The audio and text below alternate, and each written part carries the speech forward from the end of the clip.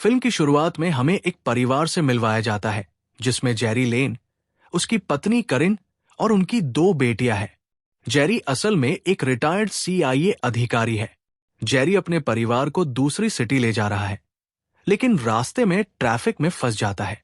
Jerry traffic jam का कारण जानने के लिए कार से बाहर निकलता है।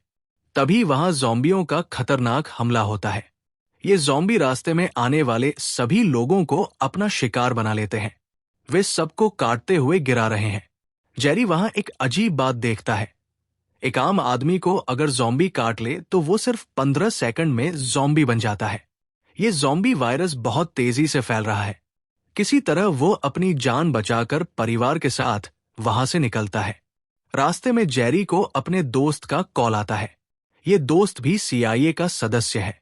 वो अपने दोस्त से खुद और अपने परिवार को बचाने के लिए मदद मांगता है। जेरी और उसका परिवार एक बिल्डिंग के पास पहुंचते हैं, क्योंकि हेलीकॉप्टर उसी बिल्डिंग की छत पर उन्हें बचाने आने वाला है। उनके आसपास कई लोग ज़ॉम्बी बन चुके हैं और दूसरों पर हमला कर रहे हैं।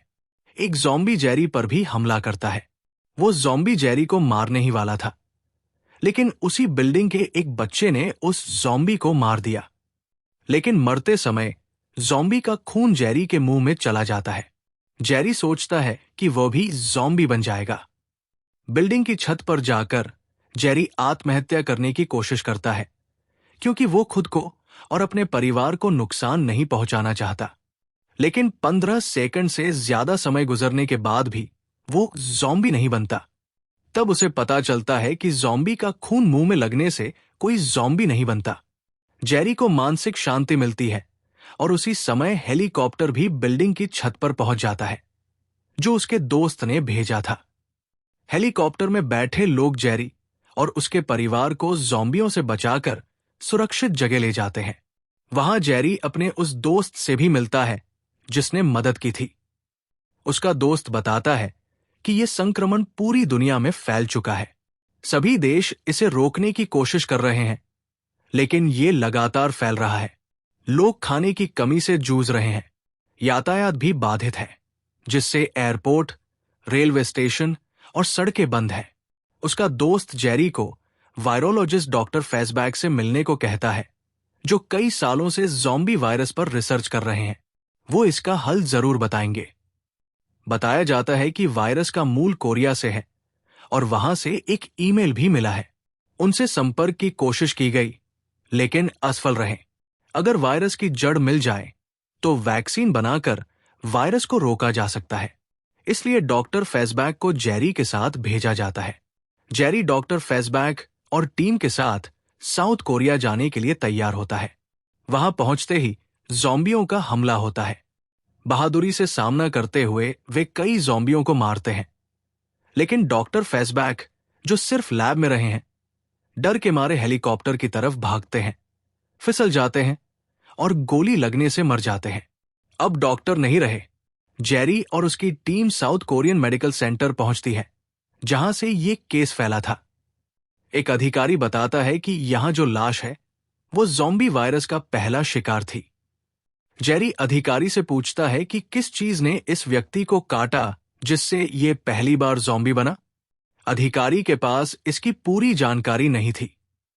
तभी एक कैदी उनका ध्यान खींचता है और बताने लगता है कि इजराइल अपने देश के चारों ओर बड़ी दीवार बना रहा है, क्योंकि उसने इस हमले की भविष्यवाणी कर ली थी। इजराइल को पहले से जानकारी थी और शायद वो इस संक्रमण के फैलाव में शामिल भी हो सकता है। अगर और जानकारी चाहिए तो यरूशलेम जाकर एक व्यक्ति से मिल सकते हैं। वो व्यक्ति आपकी सारी शंकाएं दूर कर देगा। जेरी यरूशलेम पहुंचता है और उस व्यक्ति से मिलता है, लेकिन वो ठीक से जवाब नहीं देता। वहां के स्थानीय लोग त्योहार मना रहे हैं और गा रहे हैं, जिससे शोर हो रहा है। जेरी उन्हें रोकने की कोशिश करता है, क्योंकि उसे पता था कि ज़ॉम्बी शोर की तरफ आकर्षित होते हैं। उसकी बातों को लोग नहीं मानते। इसी दौरान ज़ॉम्बी दीवार पर चढ़कर कूदने लगते हैं। इजराइल अब तक दीवार की वजह से सुरक्षित था, लेकिन अब ज़ॉम्बी दीवार पार कर लोगों पर हमला करने लगते हैं। सब लोग धीरे धीरे ज़ॉम्बी बनते जाते हैं, लेकिन एक अजीब बात होती है कि संक्रमित लोग कुछ लोगों को छोड़ देते हैं। जेरी ये नोटिस करता है और आगे पता चलता है कि ऐसा क्यों हो रहा था। किसी तरह स्थानीय सेना का विमान वहां उतरता है और जेरी व उसकी टीम को बचा लेता है। जेरी विमान में बैठ जाता है, लेकिन उसे चैन नहीं मिलता। वो देखता है कि विमान के पिछले हिस्से में वायरस फैल रहा है, यानी कुछ संक्रमित लोग विमान में भी हैं और एक दूसरे को काट रहे हैं। वायरस तेजी से फैलता है। सभी लोग अपना सामान विमान के बीच में रख देते हैं ताकि ज़ॉम्बी उन्हें न देख सके। एक व्यक्ति की गलती से सूटकेस गिर जाता है और शोर हो जाता है। ज़ॉम्बी शोर की तरफ आकर्षित होते हैं और हमला कर देते हैं। जेरी और बाकी लोग स्थिति संभालने की कोशिश करते हैं, लेकिन एक समय ऐसा आता है जब जेरी कुछ नहीं कर पाता। वो विमान में ग्रेनेड फेंक देता है, जिससे बड़ा धमाका होता है और विमान क्रैश हो जाता है। विमान में सिर्फ 2 लोग बचते हैं, जेरी और महिला अधिकारी सेगेन। वे गंभीर रूप से घायल होते हैं और किसी तरह WHO रिसर्च फैसिलिटी पहुंचते हैं। वहां जेरी को मेडिकल सहायता मिलती है।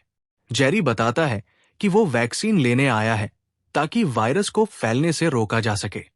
वैक्सीन असरदार होनी चाहिए, नुकसानदायक नहीं, क्योंकि उसने देखा था कि ज़ॉम्बी कुछ लोगों को छोड़ देते हैं क्योंकि वे पहले से किसी गंभीर बीमारी से ग्रस्त होते हैं। यानी जो लोग ज़ॉम्बी नहीं हैं, वे पहले से बीमार हैं। ज़ॉम्बी सिर्फ स्वस्थ लोगों को काटते हैं, बीमार व्यक्ति को छोड़ देते हैं। डॉक्टर उसकी बात पर यकीन नहीं करते और कहते हैं कि सिद्ध करने के लिए किसी को खुद पर बैक्टीरियल वैक्सीन लगाकर ज़ॉम्बी के सामने जाना होगा। जेरी तैयार हो जाता है, लेकिन समस्या ये थी कि वैक्सीन उसी जगह थी जहां सभी लोग ज़ॉम्बी बन चुके थे। वे सब वहां पहुंचते हैं। शोर होने पर ज़ॉम्बी हमला कर देते हैं। जेरी की टीम बच निकलती है, लेकिन जेरी वही रह जाता है। कई ज़ॉम्बियों से लड़ते हुए वो किसी तरह उस जगह पहुंचता है जहां वैक्सीन रखी थी। एक ज़ॉम्बी दरवाजे पर आ जाता है। जेरी खुद को वैक्सीन लगाता है और ये असर करता है। सामने खड़ा ज़ॉम्बी उस पर हमला नहीं करता क्योंकि अब जेरी संक्रमित हो चुका था। ज़ॉम्बी बीमार या संक्रमित व्यक्ति को नहीं काटते। जेरी सभी वैक्सीन डॉक्टरों और वैज्ञानिकों को सौंप देता है। सभी सोचते हैं कि अब इस संक्रमण का इलाज मिल गया है। जेरी अपने परिवार से मिल जाता है और कुछ वैक्सीन साथ लाता है। वे खुद को और अपने दोस्त को वैक्सीन लगाते हैं ताकि और रिसर्च हो सके और इसका इस्तेमाल बढ़ सके। यही फिल्म खत्म होती है।